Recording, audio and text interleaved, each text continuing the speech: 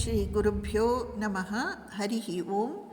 ಶ್ರೀಮಾತೆ ಶ್ರೀ ಶಾರದಾ ದೇವಿಯವರು ಹೇಳುತ್ತಾರೆ, ಭಗವಂತನನ್ನು ನೀನು ನಂಬಿದರೂ ಬಿಟ್ಟರೂ ಅವನಿಗೇನು ತಾನೇ ಆಗಬೇಕಾಗಿದೆ. ಶುಕದೇವನಂತಹ ಋಷಿಗಳೂ ಕೂಡ ಅವನ ಮುಂದೆ ಹೆಚ್ಚೆಂದರೆ ಒಂದು ದೊಡ್ಡ ಇರುವೆ. ಭಗವಂತ ಅನಂತ. ಆತನನ್ನು ನೀನು ಏನು ತಾನೇ ಅರ್ಥ ಮಾಡಿಕೊಳ್ಳಬಲ್ಲೆ? ಸುಖವಾಗಲಿ ದುಃಖವಾಗಲಿ ನಮ್ಮನ್ನು ಬಿಟ್ಟು ಅವು ಎಲ್ಲಿಗೆ ತಾನೇ ಹೋಗುತ್ತವೆ? ಅವು ನಮ್ಮ ಜೊತೆಗಾರರಿದ್ದಂತೆ. ಅವಕ್ಕೇಕೆ ತಲೆ ಕೆಡಿಸಿಕೊಳ್ಳಬೇಕು? ಪ್ರಪಂಚದಲ್ಲಿ ಮಗು ಸುಖ ಎಲ್ಲಿದೆ? ಈ ಕ್ಷಣ ಇದೆ, ಈ ಕ್ಷಣ ಇಲ್ಲ. ಪ್ರಪಂಚ ಒಂದು ವಿಷವೃಕ್ಷ. ಅದರ ವಿಷ ಜೀವನದಲ್ಲೆಲ್ಲ ಹರಡಿಕೊಂಡಿದೆ. ಅದರಲ್ಲಿ ಈಗಾಗಲೇ ಮುಳುಗಿರುವವರು ಈಗ ಏನು ತಾನೇ ಮಾಡಲು ಸಾಧ್ಯ? ಅದರ ಪರಿಣಾಮವನ್ನು ಅವರು ಅರ್ಥ ಮಾಡಿಕೊಂಡರೂ ಅವರಿಂದ ಬೇರೆ ರೀತಿ ಇರಲು ಸಾಧ್ಯವಿಲ್ಲ. ಆದ್ದರಿಂದ ಯಾವಾಗಲೂ ಪ್ರಾರ್ಥನೆ ಮಾಡುವುದನ್ನು ಅಭ್ಯಾಸ ಮಾಡಿಕೊಂಡಿರುವವನು ಎಲ್ಲ ಕಷ್ಟಗಳನ್ನು ಸುಲಭವಾಗಿ ದಾಟುತ್ತಾನೆ.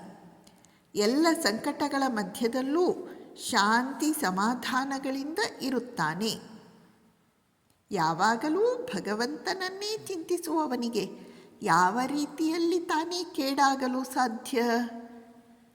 ಶ್ರೀಮಾತೆಯವರು ಇಲ್ಲಿ ಹಲವು ವಿಚಾರಗಳನ್ನು ಹೇಳುತ್ತಿದ್ದಾರೆ.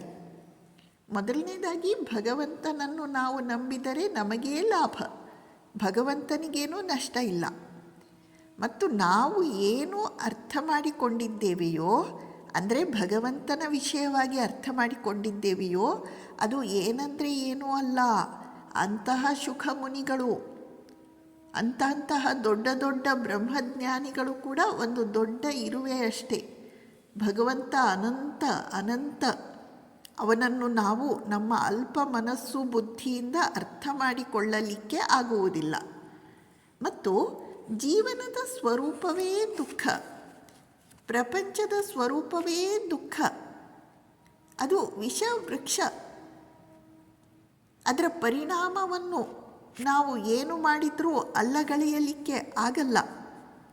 ನಮಗಿರುವ ಒಂದೇ ದಾರಿ ಪ್ರಾರ್ಥನೆ, ಪ್ರಾರ್ಥನೆ, ಪ್ರಾರ್ಥನೆ. ಯಾರು ಯಾವಾಗಲೂ ಪ್ರಾರ್ಥನೆ ಮಾಡ್ತಾನೋ ಅವನು ಕಷ್ಟಗಳಿಂದ ಪಾರಾಗ್ತಾನೆ. ಎಲ್ಲ ಸಂಕಟಗಳ ನಡುವೆಯೂ ಅವನು ಶಾಂತಿ ಸಮಾಧಾನದಿಂದ ಇರುವುದನ್ನು ಕಲಿಯುತ್ತಾನೆ.